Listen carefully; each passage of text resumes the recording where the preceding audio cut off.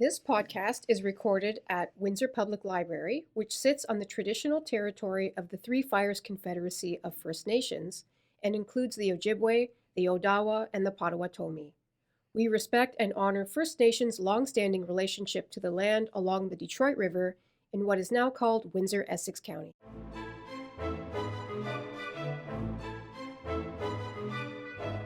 Welcome back to Stories of Windsor, a podcast celebrating our rich history of our community by the river. We have a very, very special guest today. I'm going to turn this over to Carla to introduce our guest and a very exciting topic that we've been discussing for quite some time since the literal birth of this podcast. Today, I'm excited to announce that we have a special guest with us, Matt Zuidema, who is a local diver.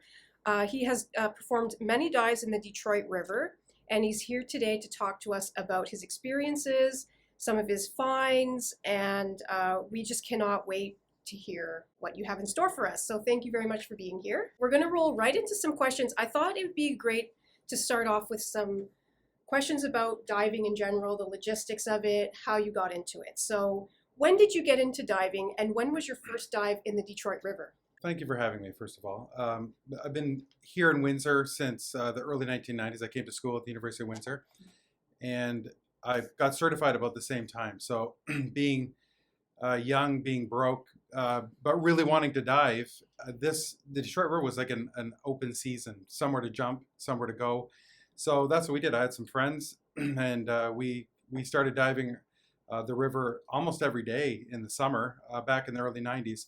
Little different than it is today. Back then there weren't the same restrictions that there are now, so we just went for it. So we did a lot of diving, a lot of exploring, and I soon after that, when I finished school, I went to school to be a teacher and decided that wasn't going to be the way I was going to go. So I ended up becoming a scuba diving instructor. So I ran a dive shop for a little over 5 years in the U.S., and I've been an instructor for over 25 years, and just retired last year from instructing. And it's really been a lot of fun. Brought a lot of people into the sport, and done a lot of exploring all over the world. So it was a neat experience. And I still dive all the time. I'm just not training anymore. Well, that's fantastic, and congratulations on your retirement. Thank you. That's Well, I don't retire from my real job. This was all from diving. Yes, your day job. Yeah. How did you get interested in diving? Like a lot of people, I was born in the early 70s. Jacques Cousteau was really big. There was a lot of stuff on TV. I was just fascinated. I grew up on the water, always on the water, in the water. So the earliest time I could possibly get certified, I went and got certified. So just loved that first breath of compressed air in that regulator being underwater was just incredible.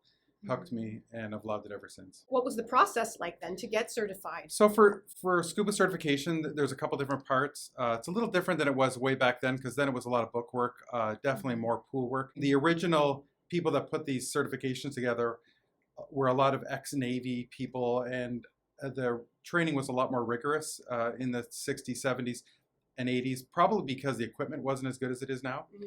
So it's definitely evolved, but these days the way you get certified is you do classroom sessions, you do pool sessions, and then you do open water dives. So the classroom, there is a lot of it's done online now, so you don't have to sit in the classroom quite as long.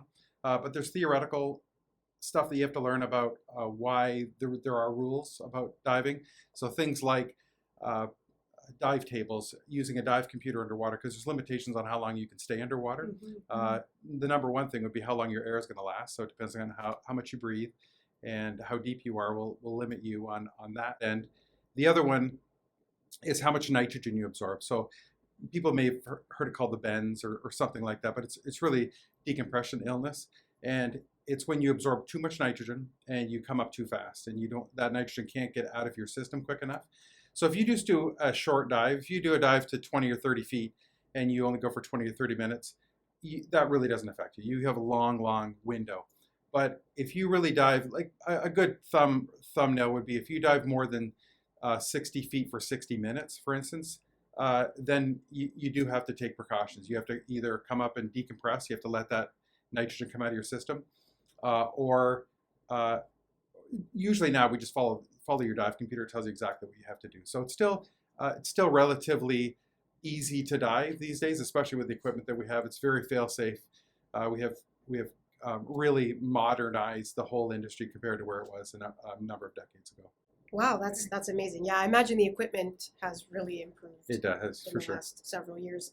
You mentioned earlier that when you first started diving, you would go almost every day in the Yep. summer. So how often do you go now, and how many dives would you estimate you've done so far in the Detroit River? Overall, I have about 2,500 dives I've done in my life. Oh, wow. Probably, I would say at least 400 in the river, at least. That's amazing. And you still go often. Yeah. I live in LaSalle. I live on the water, so I have my dive boat right in the water. So we do a lot of diving down in the southern Detroit River now, without opening up another whole door. But after we did National Geographic, there's been some other interest on some other shows, so we've been doing some research and doing some other dives. So I did see you on Drain the Oceans, in Yes. the episode you did there about Prohibition with Marty Gervais. What was that like? What was the production process like? And what was it like to be on television? You know, honestly, it was one of those things where being a kid and reading National Geographic magazines and thinking how cool would it be to be a part of something like this, and always loving the adventure side. I got a call in the fall of 2019. I'm friends with the harbor master here in Windsor, so we have a connection. So there was a producer from the production company that does these films for National Geographic who called him looking for somebody who knew the river. So he knows that I know the river, and that's how the connection was made. So we started talking. We started talking about what they wanted, and if you've seen the show, it's all about the mob really and the connections through Prohibition. So they were looking for something that they could present about the river, and then doing some diving to make it exciting. So we had a couple different options. One was, finding the ways that the whiskey got across the river were either by car or truck in the winter and by boat in the summer.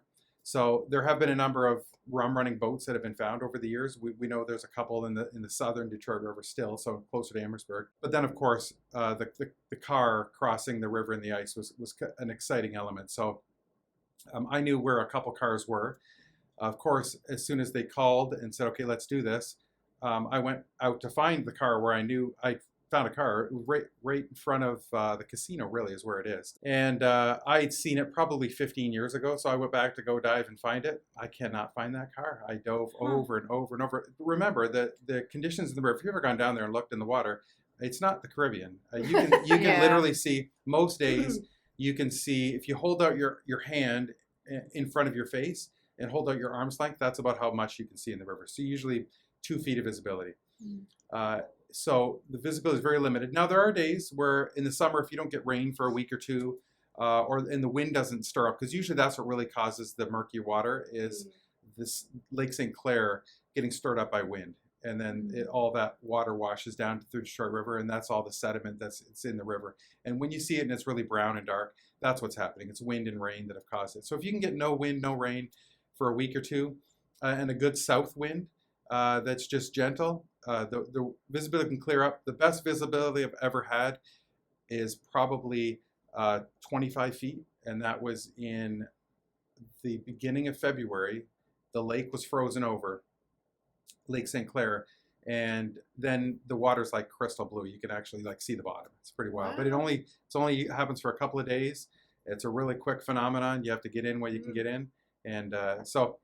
To make a long story short, I couldn't find that car. I had a lead on another car, and this one ended up being a Model TT truck, which is a variant of the Model T car, and it's right behind Hiram Walker. It's right behind the Canadian Club building there, and Suspicious. it's in about 32 feet of water, and if you've seen the show, you've seen it's upside down. Yeah. There was a sled attached to it originally. So the divers that found it originally in the late 80s, there was a sled back then. But when the ice flows down the river, the ice can actually clog up and go all the way to the bottom to 30 feet. And it can really drag stuff along the bottom. And we think that over the years, some of that stuff disappeared that was there. Yeah. But the whole show itself, COVID kind of took a time notch out of us, because they wanted to film it in 2020.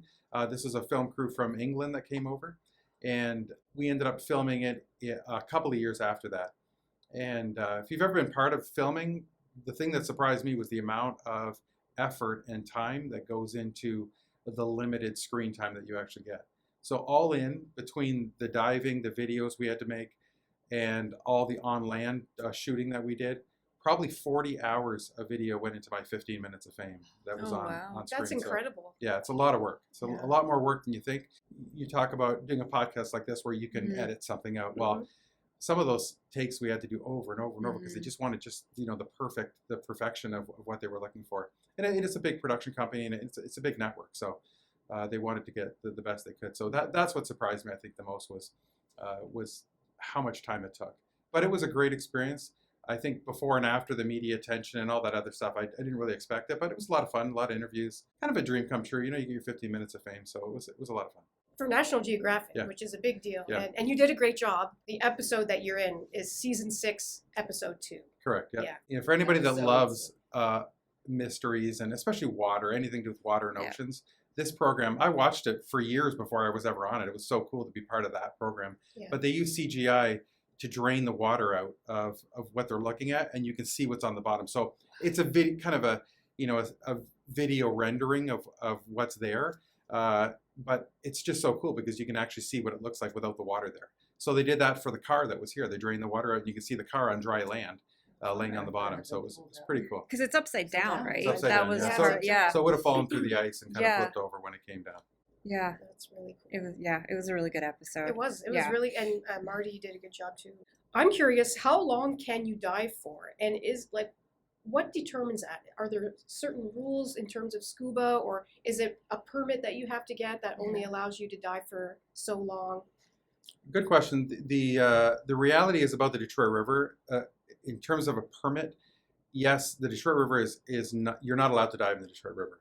The Canadian side, you got to get permission from the harbor master. The U.S. side is completely off limits. You cannot dive on the U.S. side unless Oh, you get permission from the Detroit dive team, which is a very specialized unit, and they are very controlling when it comes to who's in the water. Now, I have dove on the U.S. side years ago when we had the dive shop in the U.S. We did some training with some of the members from that team. This would have been back in the mid to late 90s. And so I did some dives on the U.S. side near the Ambassador Bridge. Just fantastic. There's so much stuff down there. It was just crazy because there's so many more people and so many more years of a high population with people throwing stuff in. Mm. So what really limits the time underwater is two things. It's your air consumption. So it's the air that you have in your back. So you can carry bigger tanks and you can stay longer. You can have most people dive with an 80 cubic foot tank, which if you can imagine what an old school phone booth looks like, where Superman got changed in, like that's about the normal size of a normal tank of air is an 80 cubic foot tank. But what you can do is you can get 100 cubic feet or 120 cubic feet tanks, or you can get double tanks on your back, and you can stay for a lot longer. So depending on what kind of diving you're doing, usually in the river, an 80 cubic foot tank, so a standard tank with a person who has a decent control over their air consumption, you can stay for over an hour, and then you're getting low on air. People who are newer, they get excited. They tend to like breathe, hyperventilate because they're so excited looking around, and they can use the air a lot quicker. The other thing that you end up doing is if you go deeper, your air consumption goes up as well. The deeper you go, the more air you use, and that's because of the water pressure that's on you as well. The other big thing that limits you is what I talked about before, which is the risk of decompression and illness. And usually now with our dive computers, it just tells you when. It's so easy. It's got a big number right in the middle of your computer. It tells you how long you have and when you have to come up. And as long as you're looking, you're fine. So those are the two things that really limit how long you can spend underwater. So how do you determine where to dive? You've already said you primarily stick to the Canadian side because Yes. you have to, but how do you select a spot along the river? Do you hear something that, I heard that there's something in the river in this location, or do you just choose at random? I'm curious about that. I think over the years, we've just gone everywhere we possibly could. And in the beginning, when I didn't have a boat, we just would go anywhere we can get from shore. So basically everywhere from Hiram Walker, that parkland that's there, you can pretty much get in anywhere you want, park your car and walk across and just drift dive and drift from one spot to another spot. So usually we'll park a car up further and then park a car down a ways, Okay. and then get out of the water on the other side. So then you kind of have your entry point and your exit point. These days we just use a boat, and it's just a lot easier. You just drop off the boat and you always fly a flag and float above you so people know that you're down there. But other boaters have to stay a couple 100 yards away from that flag. But then your boat knows where you are as well, and they just follow your flag, and then as soon as you pop up, you can get right back on your boat. It's a lot easier. Mm. So over the years, we just kind of know the areas that have more stuff. A lot of areas that are closer to shore would have people throwing stuff in. So depending on what you're looking for, it will depend on where you're going in the river. There are a number of shipwrecks in the river. So there's one just off of the CBC building. There's a wreck right in the middle of the river there. It's a turn of the century schooner, wooden ship. And Do you know then the name of it? I don't know the name of that. I don't know that it's ever been determined. I've only been on it once. It's a really, really tough wreck to dive. Number one, because it's right on the U.S.-Canadian border, and that area is really watched downtown. So we dove it probably 1993 or something was the last time we dove it. The other problem is the freighters go right over top of it. So you have to be very, very careful about what you're doing with any of that shipping traffic. The other wreck is just west of where the Children's Aid building is there. Okay. And it's in shallower water. It's between 15 and 35 feet of water. A lot of it's buried, but just one side of it is sticking out. It's another schooner as well, a wooden sailing ship. And it's an interesting little dive. The visibility isn't great there. It's kind of a sheltered area, so the sediment kind of collects in there. So it's tough to find visibility to actually look at that one, but interesting dives for sure. Around the area of Fort Detroit or Fort Malden, have you found anything related to that? So this is a cannonball from the War of 1812. Now, I didn't find this, so let me put a caveat, but this is my dream to find this in the river. I've been looking, because right here, right where we are, there was a cannon battle across the river. Exactly. In that war, and they were shooting balls at each other for days right here. So I know for a fact they found cannons. I've never found a cannon, but the Detroit police team found cannons, and you can go to the Dawson Museum on Belle Isle, and you can see the cannon they found in the river from So the War that's of where they 1812. came from? They came from the cannons on Belle Isle came directly from the Detroit River. Yeah, they found it right out in front of where we are right now. You can go online. There's a Detroit News article, and you can go see all the stuff they found. So this is a cannonball that was found near Fort Erie, so just across from Buffalo, New York, on the Canadian side. And this was found in about late 1940s, early 1950s. But this has been my dream. I have a larger one as well, also from the War of 1812, found in a similar location. But we know they're here, and I've looked many. Every time I dive, I look for a cannonball. But I'm just so happy to have one. We're actually doing a project right now on the War of 1812, and it's in early production. We're doing some stuff, but there's lots of history in this area for the War of 1812. One of the questions that people ask me is, what are you looking for? What is the holy grail of something you'd like to find? I mean, there's some wrecks in Lake Erie. There's some other wrecks that haven't been found yet. But the big one locally that a lot of people don't know about is after Chief Tecumseh was killed in the Battle of the Thames, the Americans picked up all the British equipment that was left just east of Chatham, and they took it out on boats, and they were bringing it back. And a storm came up in Lake St. Clair, and it sunk in Lake St. Clair. And as far as our knowledge, it's never been found. Wow. So they were like almost rafts. So you can just imagine a lower boat type of. It's not a big sailing ship they were bringing. They were almost barges, and they were trying to bring it across Lake St. Clair. A storm came up, and they sank. And so we're almost positive that they are still there, and they've never been found. So cannons, cannonballs, all kinds of cool stuff would be there and available. So yes, that's a neat story. What is the oldest thing then that you've found? Personally, that's a bottle from 1876, and I found that right downtown here. It's very heavy. It's very heavy. You can see it's like hand-blown glass. A lot of older bottles, and that's a lot of the kind of things that you find now. There are some bottles from Verner's and Crush and Coke. A lot of them are dated early 1900s, like usually from 1915 to 1950, where a lot of these bottles are from. There was a Verner's factory in Walkerville. Verner's extract bottle, which is cool, had the cork still in it. So that one's definitely early. That was like early Verner's. Oh, that's very cool. As well. Really good find would be stuff from a ship, shipping companies. Oh, Tree Line. So this Tree Line, it was a shipping line that operated in the early part of the century.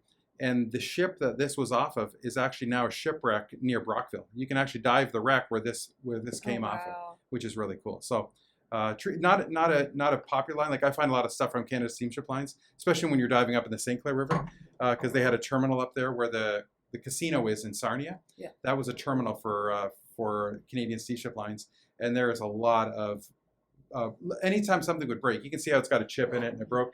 They would just throw it off.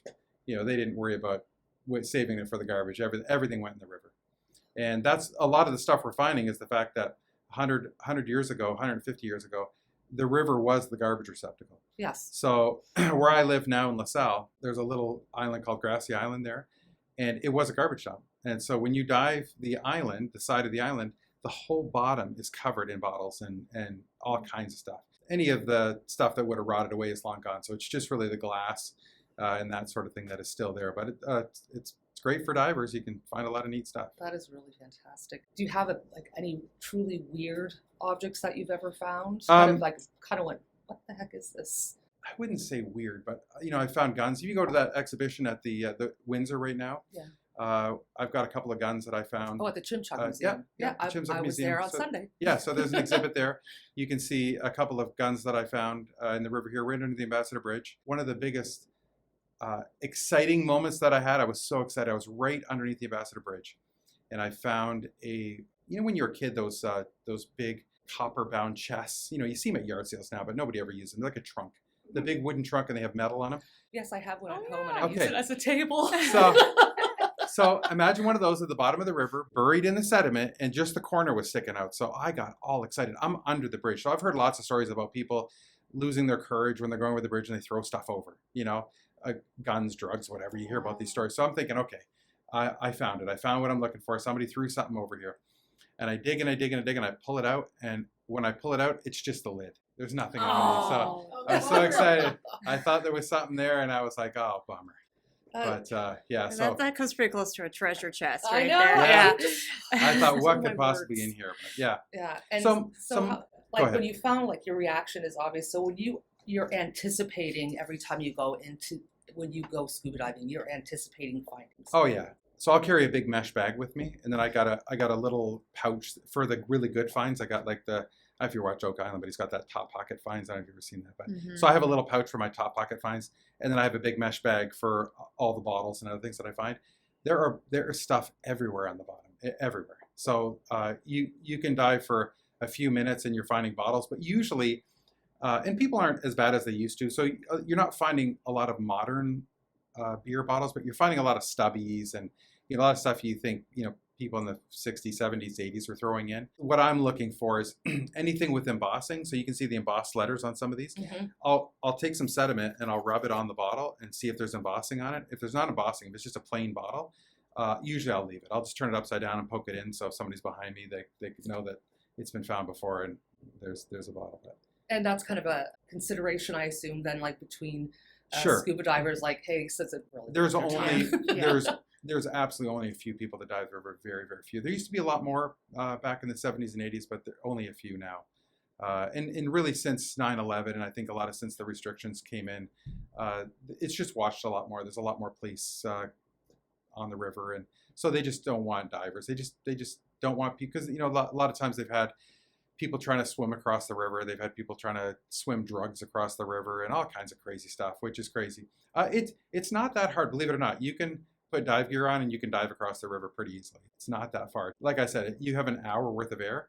So if you just kind of head over and keep going towards the other side, you can make it to the other side scuba diving. So that's why they're just careful about it as well.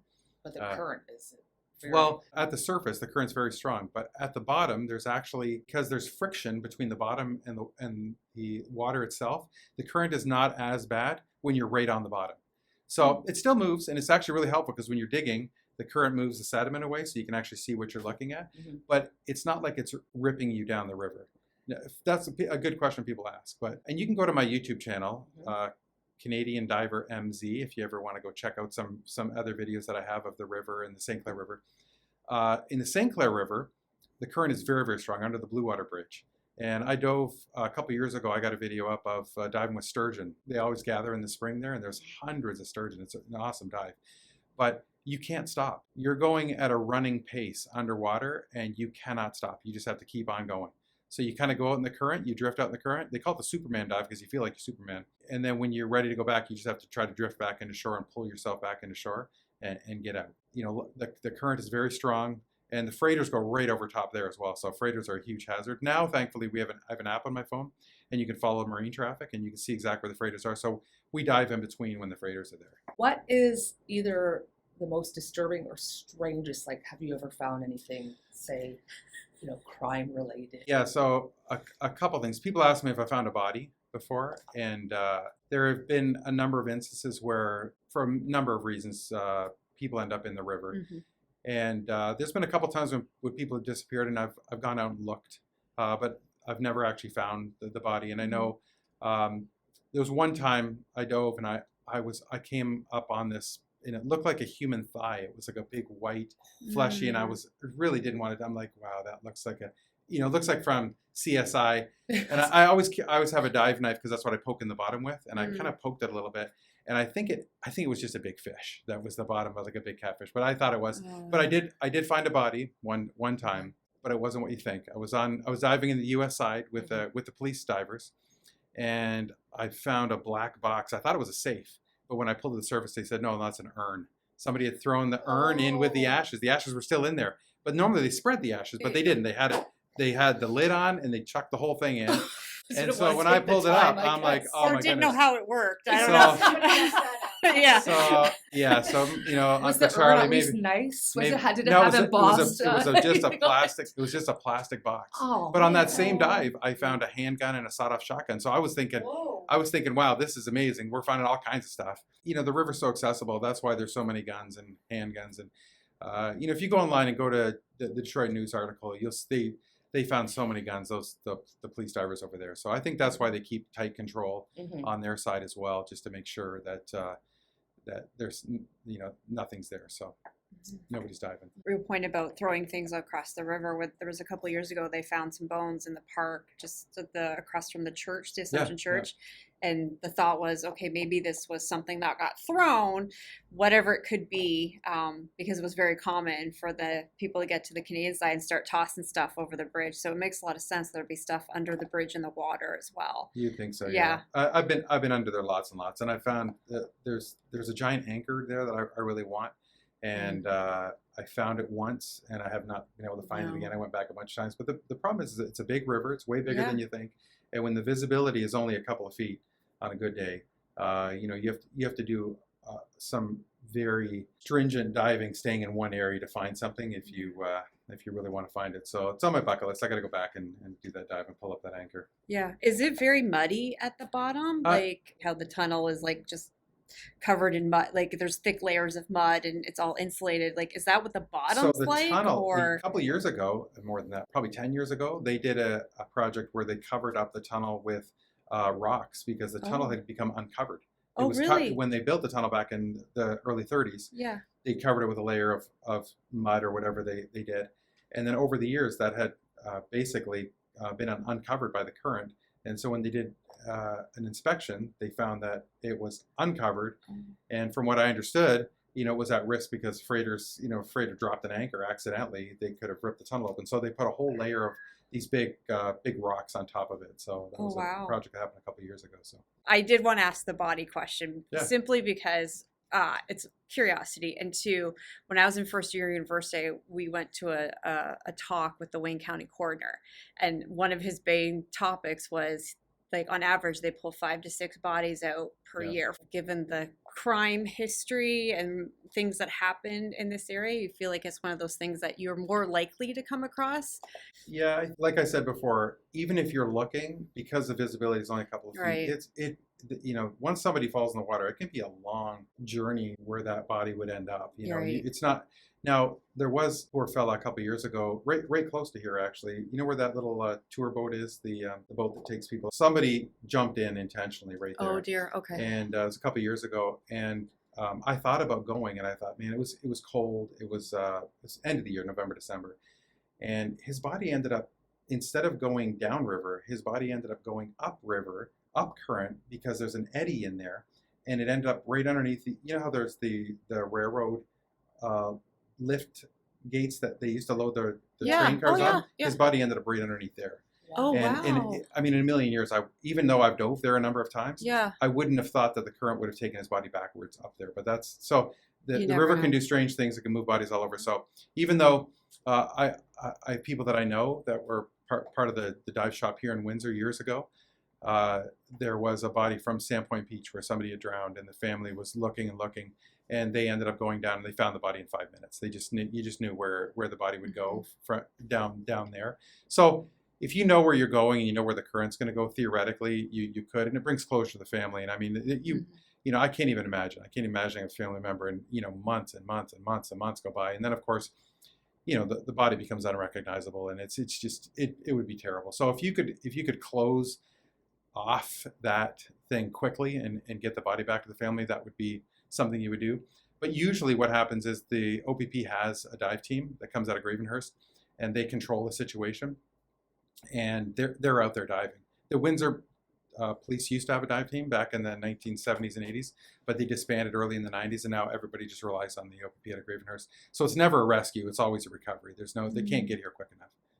So we've, over the years, myself and a number of other people have offered to have a team that would go, and they just don't want the liability. And for you can understand if something were to happen to a volunteer diver in a challenging environment, the city or somebody would be liable. They just don't want it. Are they at least willing to like talk to you because the area they're up in Gravenhurst, like to say, okay, like you said, there could be this area that the current would take it to, maybe check there first rather than getting in the water with them? They haven't. They have equipment now. They have very sophisticated side scan sonar, and they can actually look. I've got that on my boat as well, so I can actually look and see what's on the bottom. They have a lot better equipment than I do. Right. But you can get a pretty good idea with some of the images of what's on the bottom. It's like looking at a picture sometimes if the clarity of the water is okay. So you can actually see a body on the bottom using side scan sonar if the conditions are right. Okay. And that's the equipment they have. Yeah. So do you have any opinion about Sandpoint Beach and what's been happening? I just think they need to do a lot better job having signage and having, I don't think they should close it. I think it's absolutely crazy to take, just because people are doing stuff they shouldn't be doing. And if you look at the history of it, and I'm not disparaging any of the people that have, unfortunately stuff happened, but for the most part, they were in an area where they shouldn't have been. And so if you could rope it off better, have better signage. I mean, there's lots of other areas where I've gone where they have big signs that say you cannot go past this point. Well, I mean, put bigger signs, put giant signs, put a giant rope, put huge buoys, do what you got to do. Like put signage everywhere. And, I think they can just do a better job at that. But I think, it's something that's been a part of Windsor's history for its entire existence. It would, to me, that would just not be right. And people get, when they talk about undertow or what that is, it's not actually like sucking people down. That's not really what happens. It's just the fact that the current is moving. The ground does drop off quickly there, and it's kind of a sandy bottom. And so, if you're not a strong swimmer, you are being dragged out by the current, and so you have a feeling that you're being dragged down, but really it's the fact that you're trying to swim against the current, and you're not going to win. Water always wins. You cannot swim. It's like trying to run on a treadmill that's going full blast. You just can't do it. You're not going to be able to do it. So, if you can swim to shore from there, if you're a strong enough swimmer, you'd be fine. But the problem is a lot of times that people are doing that. There's been people who have been drinking, and it's late at night, and there's all kinds of different stories. No. So, anyways, that's my opinion. I think they could just do a better job, and we can still enjoy the things we're going to enjoy. But there's always going to be risk involved. Anywhere you go, anything you do, there's risk. What's the most dangerous dive you've been part of? I mean, I do ice diving where you cut a hole in the ice and you go into the ice. So there's real risk involved with that. I think on that note, the best time to dive the river is, like I said, early in the year because it's clear. The problem with that is, and I'm sure you've seen it in the spring where the river's clear and then all of a sudden there's big ice flows coming down the river. And we've had that before where we're diving and it's totally clear. And then within 15 minutes, all these ice flows come down and suddenly you're under the ice and you do not want to be under moving ice. So that is definitely something that is very risky, very not recommended, and something that you got to be really careful of if you were to be in that situation. Because normal ice diving is it's still water. You take chainsaws, make a big hole, and you've got ropes leading up to the surface, so you're actually roped to the surface. you've got a support diver, you've got all these other things in place to make sure you're safe. So the river and moving ice is extremely dangerous. It's between like ocean sea diving or I would just say the conditions sometimes, not really the waves and wind.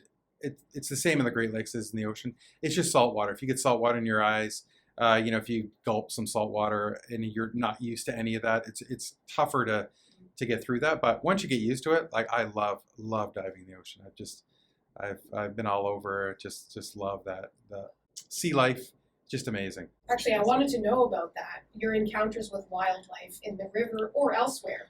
Well, pretty much every time you go diving, the fish are very interested in what you're doing. I just went for a dive the other day, and there was some big bass following me the entire time I was diving. They I don't know what they're looking for, but they think it's fun. Like I said before, the St. Clair River, the sturgeon were amazing. In the Caribbean, dove with sharks many times.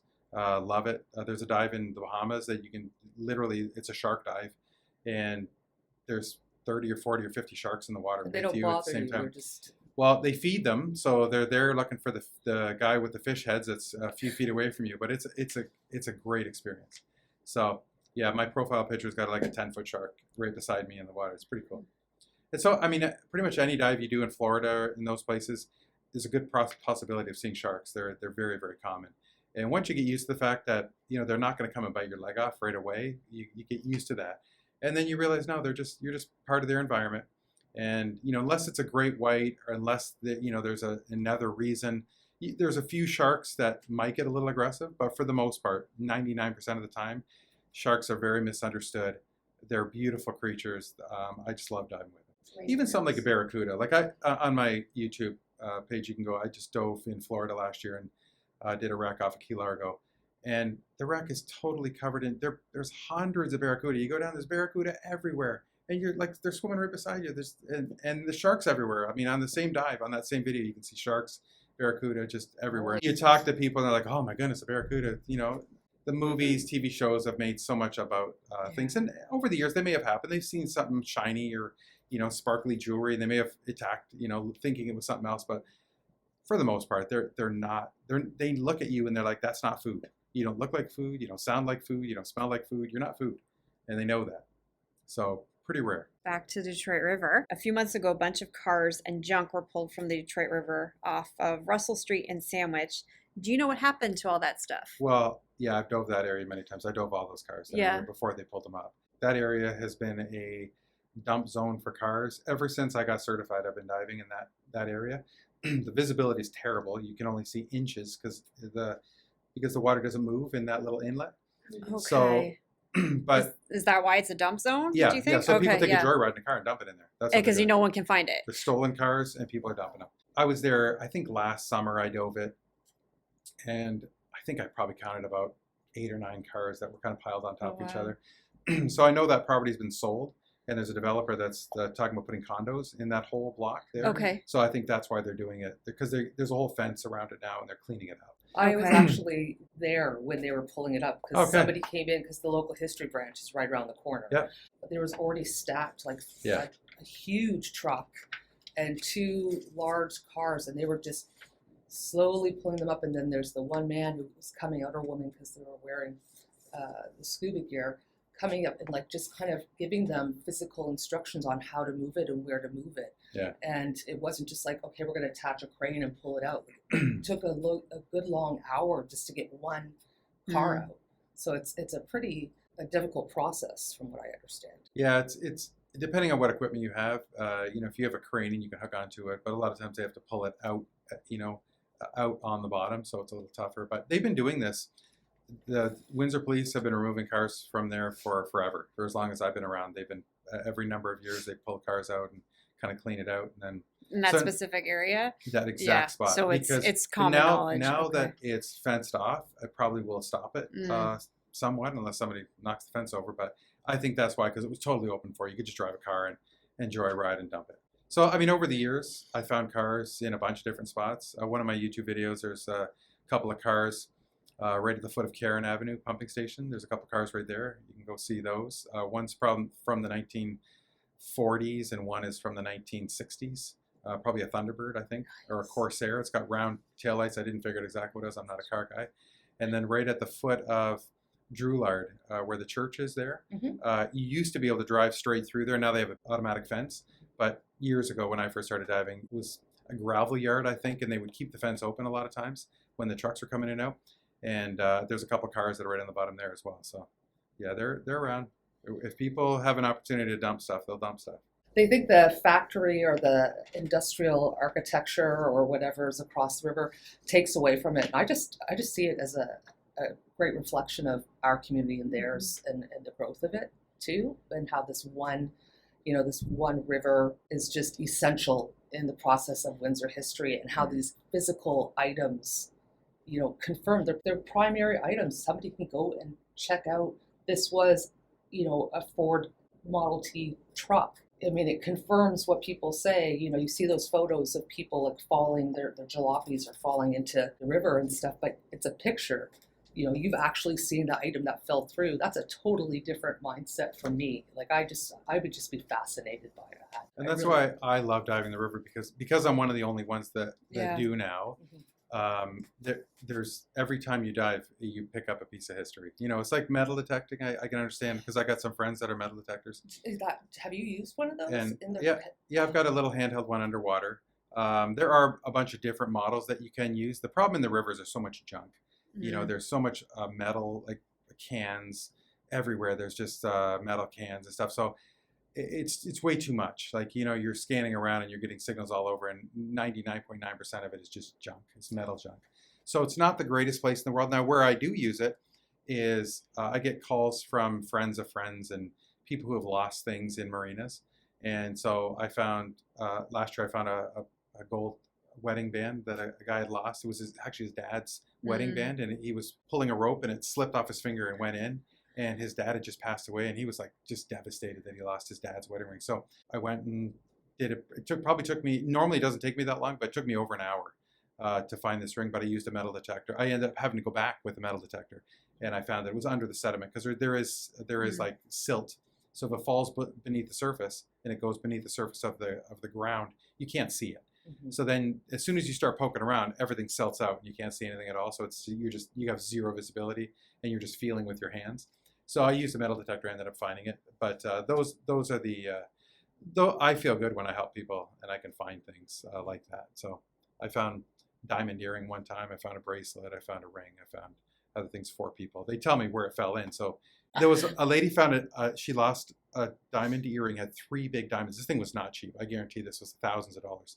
And she said, I dropped it right here. I just gently dropped down. It was in the yacht club, at the yacht club here. And I dropped down, and literally it was sitting right there on top of the sill. And so I was down for like 1 second, and I found it. So that was like just so good. Here you go.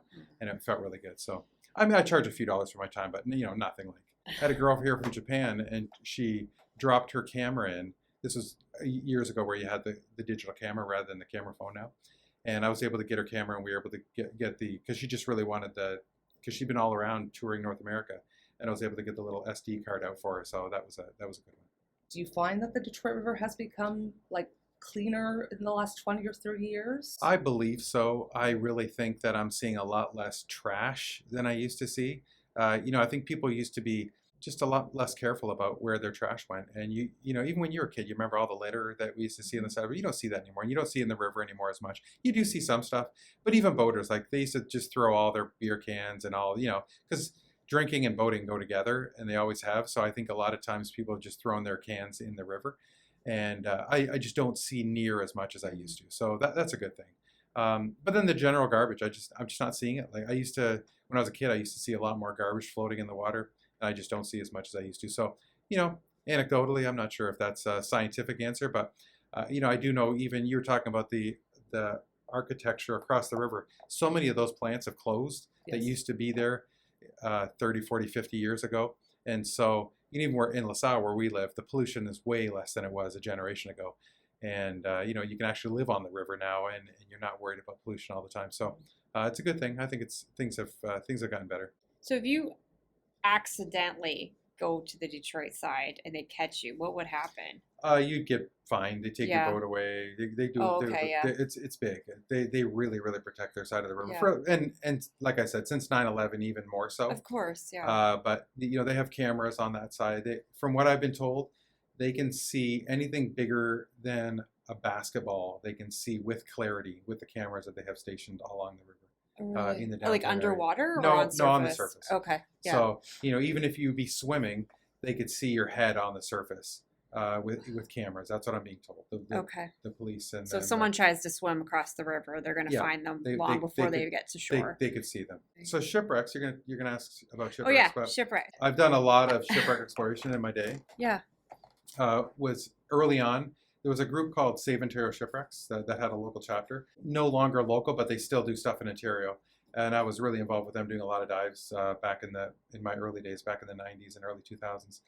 And a lot of side scan sonar work where we scan the bottom Yeah. and look for new wrecks. So I've been involved with finding brand new wrecks that had never been wow. found, and then mapping them. And back in the day, we'd map them by hand. We put a datum line down the middle and then draw every square inch of that ship to show what was there. Now they do photo mosaic. It's just so much easier Yeah. now with the technology they have. But back in those days, that's what we had to do. But it was super interesting.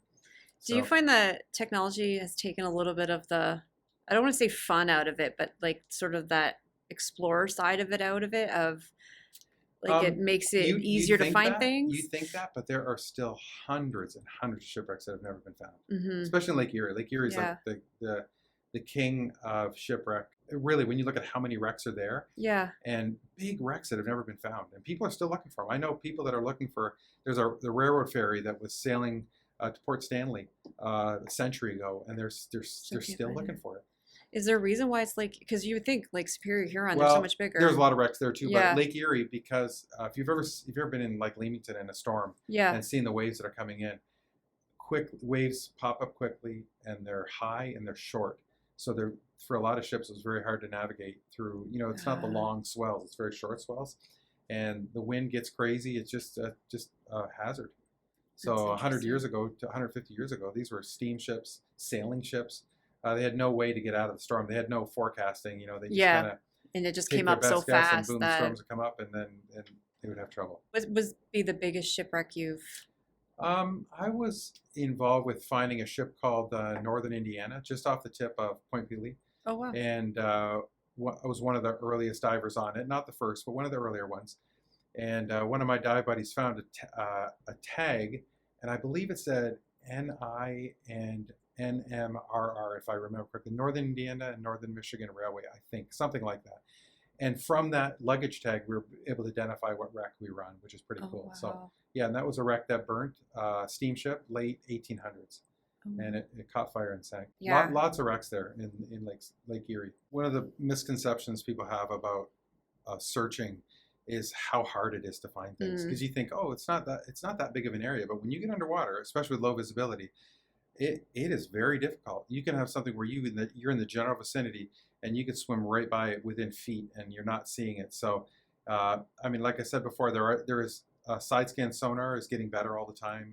There's things called magnetometers, which you can drag behind a boat, which can sense metal objects. So that technology is getting a lot better.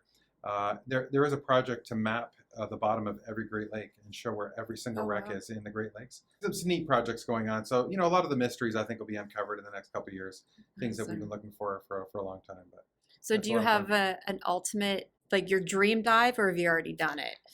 No, I think I've never done the Great Barrier Reef. That's would be one of those ones where I haven't done it, and I think it's on the bucket list at some point.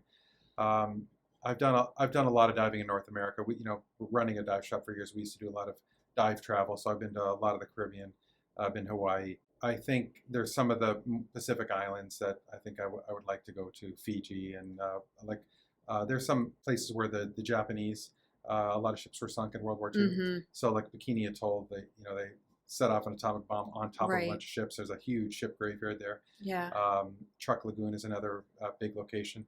So if time and money permits, that's the big thing.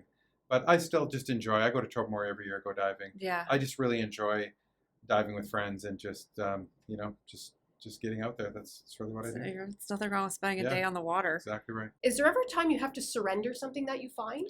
Yeah, so there is historical significance. So if you were to find a cannon like they found just out here on the U.S. side, that would have to be turned in. So it has to be something that has historical significance. Now, you can split hairs and say, well, does a 100-year-old bottle or a 150-year-old bottle, or I don't know. I've never actually turned anything in because I don't think anything I found was more than just like this is a whiskey bottle from the early part of the century. It could be Prohibition. It doesn't have the mark on the bottom. I got some that have the mark. The one in the museum right now actually has whiskey in it. Yeah, it's got the cork popped on the way up. But this one was empty. But this would be a 100-year-old whiskey bottle. Does this have a historical significance? Probably not. But if you did find a cannon or a cannonball or a saber that had come off a ship, who knows, something like that. Yeah, you would have to do that. And if you're looking for, there are archaeological rules. If there's a wreck and you're looking for a specific wreck, you do have to get an archaeological license to explore that wreck. Most of the wrecks are found and known, so you don't need a license. You can just go dive them. But if you're trying to remove something from a wreck, that's a totally different story. There are big rules about not removing items from a wreck unless you have an archaeological license to do it. And there's rules about that. And that's part of the groups I've been part of over the years, is because early on when diving became big back in the late 60s and 70s, it was like treasure time. People were out there diving all over the place, just taking everything off every wreck, every possible thing they could find. They just stripped off. But I mean, it was back then, it was like, that was the thing to do, is treasure hunt. You just go do it. So now thankfully a lot of those items have ended up in museums, and we've recovered a bunch of them. But a lot of those ships had like brass steam whistle or name plates on the engine, and the ship's wheel, a lot of that would have corroded, so you're not finding those as much. But even those, people took those out, and if they didn't preserve it properly, within a couple of years it all rotted away, so you just kind of lose the artifact. But I got friends that have been able to restore certain things, and there's some pretty neat artifacts out there. But like I said, a lot of it's ended up in museums, which is good. They put a restriction on the Edmund Fitzgerald because of that, right? Because people are just taking stuff off of it. Yeah, but also, number one, Edmund Fitzgerald is beyond. Yeah, it's pretty deep, right? It's 600 feet deep. Nobody's diving that wreck unless you were like a submersible or super specialized dive equipment. Right. So, because there's bodies on it. Because out in the lakes, anything that's deep and cold, a body can stay preserved for decades. Yes. There's some wrecks that have sank in the 1950s and 60s, and the bodies are still in the engine room. Yeah. So they're treating it as like a memorial. And I know there's been like really stupid divers over the years, and I know there was one up in Lake Michigan, I believe, where the diver went down and took a picture of himself with the body in the engine room. And of course, then the proverbial crap hit the fan, and they tried to make all rules about diving on any wreck that somebody had died on. Well, that's every wreck. I mean, then you can dive on anything. And then they kind of pulled that back. But there's some stupid people that have done stupid things over the years, and it kind of ruins it for other people. Really, anywhere in Lake Erie and anywhere around here, there are no bodies on wrecks. That's just not. It's just because it's the cold and the deep keeps it. Yeah. There was an anchor right in front of the casino as well. There's a little. Have you seen that little brick pump house? Yeah. That's out in the water. Yeah. So there's actually a big water intake pipe. That's been long decommissioned, but there's a water intake pipe that goes out to the middle of the river from there. And there was a freighter anchor that it got caught on there, and it was a place that we dove forever. And then I dove there a couple of years ago, and the anchor's gone. So I think somebody came with a barge and pulled, because I always dreamt about getting that anchor and sticking it in my front yard. My wife wouldn't agree with that, but I really wanted to. We're just talking about basically like the Detroit, St. Clair area. What are the big differences between, because they're so close together, what are the significant differences in the type of items or the type of dive that you would have? I think the St. Clair River, people dive it all the time, versus the Detroit River, where hardly anybody ever dives it. And the big difference in St. Clair River is it's blue. It's clear water. If you ever drove up there, it's a beautiful drive, and it's literally, they call it blue water because it's blue water because you can actually see through it. So people dive up there and they find stuff. They find stuff all the time. A lot of history, like Algonac, Marysville, up to Port Huron. There was a great fire in Marysville, I think, in the late 1800s, early 1900s. So they bulldozed a whole part of the city. Like the Chicago fire, they did the same thing. They bulldozed a whole part of the city into the river. And so a lot of those artifacts that just would have been bulldozed in, they're still finding them now in the river. and you can find bottles and crocks and all kinds of neat stuff. And really, you know, I think for a lot of people, it's just that sense of where can you go and live history by finding something from 100, 150 years ago and just pick it up and realize nobody has touched this in a long. And some people don't care. They're like, okay, well, you know, it's just junk. Yeah. But if you have any sense of history or adventure, you know, it can for a lot of people, it kind of triggers that excitement. And I think like even an area like right downtown Windsor here, where so much has gone on in the last 150 years. So there used to be the hotel across the street here, the was it a Ramada? It was no, the Holiday Holiday Inn. Inn. So it was a Right, Holiday Inn. yes. So it was hanging, like literally hanging over the water. Yeah. So when you dive there, imagine all the drunken parties that went on there, because there's a toilet that still has the floorboard hooked onto it. Somebody literally ripped the toilet off the floor and threw it in. There's bed frames. There's like the bed springs, like the metal bed springs. So you knew they threw the Pinewood Palace. they Is that what they call threw it or mattresses in. There's Yeah. a piano, like the whole piano with the There's frame. a whole So piano. so somebody shoved a whole piano in there. I wonder if that happened during the fire that took. Oh, it place could. there. You know, you never know Yeah. when it could happen. But it's there's all kinds of stuff. There's bottles and cups and plates and all kinds of stuff. So people tossed all kinds of junk in there out of their window. I'm positive. You know, drunken parties over the years, Soirees. whatever. Oh my God. So I did a dive there a couple years ago, and I didn't bring it up, but I'm going to go back because it's going to make a good video. But I found a couple of duffel bags, and they had all like stuff, just weird stuff in it. But the one had a whole box of tapes, mixtapes, like, you know, the cassette tapes, Yes. and it was in a duffel bag.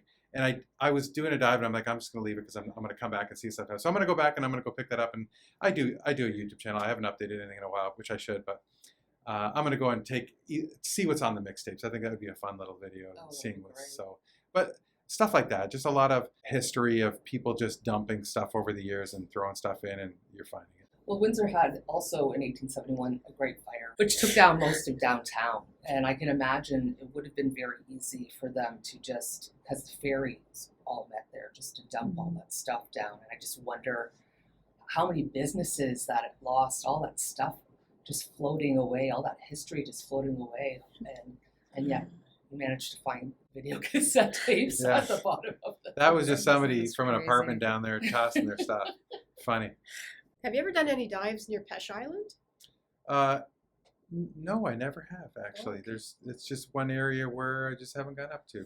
Now, there is a dive that I do want to do. There every year the yacht club does this tradition where they toss bottles to the sailboats when they go by. It's like a ritual of spring. And I heard over the years some of those bottles they're like a bottle of Canadian Club or something you throw. And I heard some bottles have ended up in the bottom. I just talked to a member there a couple of months ago. So I think I might do a little dive right behind the yacht club and see if I can find some of those full bottles that somehow they didn't catch. I'm not sure if it's their, you know, their head of that group tosses it to the sailboat. So once in a while they miss. So yeah, we'll see if I can find something That'll there. be nice and kept cold. But like I said, I imagine anywhere you go, you can find something. And a lot of it, you know, over the years, Prohibition history as well. There's a lot of stuff that went on. Like there was another couple of points on Lake St. Clair and in East Windsor where there are taverns and different places where they were well known. Like A-bars. Yeah, A-bars for I sure. was going to ask behind about A-bars. A-bars. If Yeah. So I found did anything. some side scan sonar behind A-bars to see if I could see anything back there. But when I was doing the show, and I just never did a dive. But it's one of those places. It's on my list of places to look. What was the toughest dive that you ever did? I would think that the cold usually affects a dive. So if there's current or there's cold, those things really affect how hard a dive is. So, you know, like I said at the very beginning of the podcast, the Detroit River's advanced diving, you need permission, number one, and you need the skills, number two. So if you're, you know, there are so many risks involved with what can happen there: ship traffic, current, visibility, you know, getting caught up on things on the bottom. There's all twisted metal and all kinds of junk and other things you can get caught on. So you really got to know what you're doing. Usually a lot of times I'll dive alone. I am a solo diving instructor. So I have the certification to dive by myself. And typically that's what I'll do. It's easier to have redundancy. So have multiple tanks, multiple knives. I have 3 or 4 knives on me, you know, in different parts, scissors, so that if I do get caught up, I can reach them anywhere and cut them. Usually I'll have the multiple air supply, so if I run low on one, I have the opportunity to grab another one. and it's easier because having a buddy, the only way you can dive with a buddy in the river is to rope off. So you'd rope off to your buddy, and because you can't see them. And typically, if you're in the Great Barrier Reef and you can see 100 feet of visibility, your buddy could be swimming ways away from you, and if you needed them, you can go swim to them. But in the river, you don't have that luxury. Pretty much any time you're doing it, you got to be prepared for the unknown. And I think over the years, a lot of things have happened. There have been some scary times. I've been caught under a freighter before. So probably 30 years ago, I was diving right in the middle of the river. And back then, you didn't know if a freighter was coming or not. And I was with a buddy, and the freighter went right over top. It got dark. The current actually changed direction. And we just held on for dear life on the bottom. And there is a video online of a diver under a ship in St. Clair River, and you can see how close the propeller comes. And it's wild because the river, typically we're diving, most of the time I'm diving 30 to 40 feet on the Canadian side. It does get 50, I think 60 feet is about the deepest it ever gets. The freighter pulls like 30, 35 feet of water. Fully loaded, a freighter will pull 35 feet of water. So it's just skimming the bottom. I've seen freighters actually hit the bottom coming close to the Canadian side when there's two freighters going by.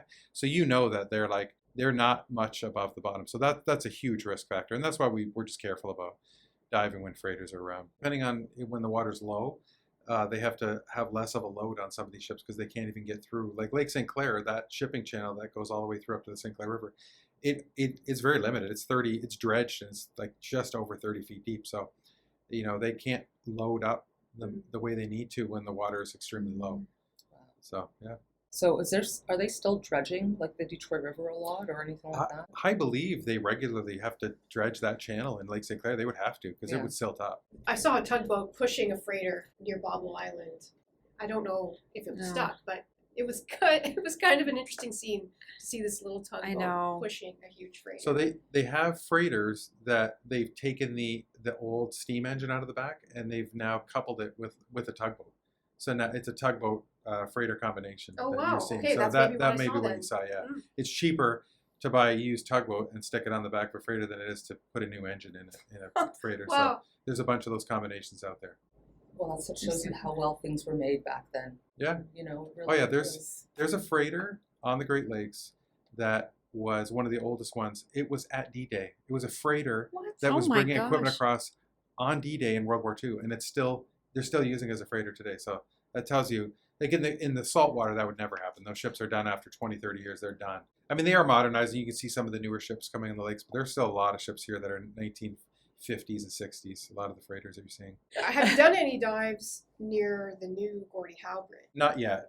Not particularly. There's not really a ton down there. I would say that it was a really kind of more an uninhabited area on the Windsor side. So just haven't. Maybe someday I will, but yeah, I haven't done it yet. I wonder if there's pieces of metal and things from the building of the bridge that would be down there. Sure. There is for the Ambassador Bridge for sure. There's lots of stuff down there at the bottom. There's and years ago they had a worker that passed away that fell, the collapse, and there's still pipe and stuff down there from that. You can still see it.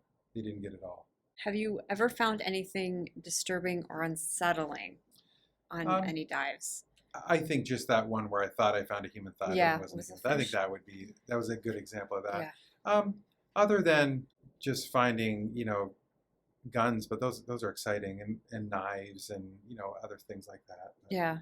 Just what the stories could be attached to those things. Yeah. Can you tell us about your next project or? Oh, good question. A little bit. So I've had some other producers after National Geographic. I have some other producers. There was a producer that wanted to do a show. It was about the history of vehicles, about cars in particular, and it was about cars that have been lost to history. So he had like a car that James Dean used that they found in a barn. So they were going to really do all the research to find out exactly, is this car a James Dean car? And there was an Elvis car, the same thing. Well, they wanted to take this Model T that I found and do another whole episode totally separate from this one, but raise that car up because it's still on the bottom. We haven't done anything with it. They wanted to raise it up. They wanted to completely disassemble it and verify exactly what year it was from, and do all the research. And so we talked a lot. We talked about how much it would cost. We talked to a company with a barge and a crane. They would lift it off the bottom, and then it disappeared. So that was one of them. That was last year. There's a couple other ones that I can't talk about too much, other than we're working on one right now. So we've started production, and it's going to be super exciting, and it's going to be something that's definitely a little bit different than the last one. But Do you have a website or something that people can go to? Just my YouTube page. So it's Canadian Diver MZ. Does your day job have anything to do with water? Zero. I'm actually a manager of a big food company. Okay, over so in the not States, water related. Okay. No, bread and donuts and bagels, and that's what I do. Hmm. Yeah. I mean, it's it pays the bills, so I can. No, that's I fair. can have Pays fun. for the Yeah. pays for the diving. That's Yeah. for Still sure. live in Canada. I still live in Canada. Yeah. So did you think when you started diving that this is how your, I don't want to say hobby because it sounds more I like tell a you what, passion. I but thought I had my dream job when I Yeah. was early on. For the first 5 years of my working life, I was running a couple different dive stores, dive travel, doing a lot of fun stuff, and it was really like, okay, this is what I want to do. The problem was, it paid okay, but it wasn't like career money, and it was really tough. So I just got married. I had a kid or two early on, and my wife was like just ready to lose it because I was just gone all the time. I was teaching. I was like, okay, I got to go on a trip to Grand Cayman. See you later. I'll see you next week. Like it didn't work, right? And so I just had to make a decision. So then I made a decision to get a real job, and that's when I got into the food industry. So I've been doing that for the last 26 years, and it was a better decision, have a real career. Well, you still get to. And I still get to dive. You still get to dive. Because it's one thing to think about, oh, it'd be great, run a dive shop, you get to dive all the time, talk about diving. But then the nitty gritty of dive life is that you're always so busy doing everything for everybody else. You don't even get to dive on your own. And the only time you are diving is like with students, and it's a different kind of diving. It's not the same. You always got people who got problems, and they got ear problems. They're going to the surface, and they're like doing everything you talked about. Yeah. It's what happens with new divers. They can't Little get bit down. annoying, They can't yep. equalize. They panic. They pull their mask off. They do Yeah. all the stuff that just makes diving like, oh man, this is not fun.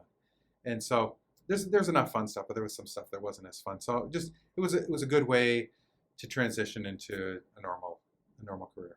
Everybody thinks because we're librarians that we just get to read all day. we hardly get to read at all because Yeah. we're doing all kinds we're of doing other everything things. else to Yeah. facilitate reading for others, right? Yeah. So Yeah. that's kind of how it works. So how often then do you dive? Usually, I try to dive at least a couple times a month Okay. if I can. But usually, I'll do at least 1 or 2 dive trips a year where you go and big go up to trips? Tobermory and do a whole bunch of diving all at once. It depends if I got friends that are diving. I'll go in Lake Erie and dive some shipwrecks. It depends on who's doing what and what I can get involved in. But like I said, I have my own dive boat, and I just go out and I'll just dive the river. Yeah. And So if you just say, hey, I'm going to go dive, is that a thing, or do you have to get a permit No, first before you No, can just go? Yeah, so if I'm diving in the Detroit River here, Yeah. I usually talk to the harbor master Okay. before I go and get permission. It depends on the situation. But, Okay. especially if I'm diving in the middle or if I'm diving with a group, then you for sure want to get permission. Right. But anything in the river, you need to get a permit. Anywhere Okay. else, you're good to go. You can do whatever you want. There's no rules against diving anywhere, really. And Other- is that other because of than the condition? It's an international border. It's Yeah, all of it's the a above. restricted diving Okay. space, yeah. Especially on the U.S. side. It's For like sure. It's not, and it's the although big it's- no. For recreational scuba, the limit's 150 feet. You can go deeper than that for technical diving, which I don't really do that much. So really, my limit is 100 and certainly 130, 140 feet is really what I go to mainly. And here, most of diving is 30, 40, 50 feet. So it's not a big deal. Mm-hmm. I was just more if the conditions, like you said, if the conditions are really good one day and you Yeah. want to go get that duffel Yeah. bag, Yeah, you just go. you just go. Yeah. And you said you're friends with the harbor Yeah, master, so yeah. that's helpful too. So Yeah. just text him and be like, hey, remember that Yeah. bag of mixtapes? I can go get that. I'm Site? just so pleased to have met Yes. you and to finally have got to see the person behind the story I got to watch. Thanks so much, Matt, No for problem. joining us. This has been an absolute. We've been looking forward to talking to you for like a while. So we can't thank you enough for taking the time. That's going to conclude this episode. Thank you everyone for listening, and we look forward to having you join us on our next episode.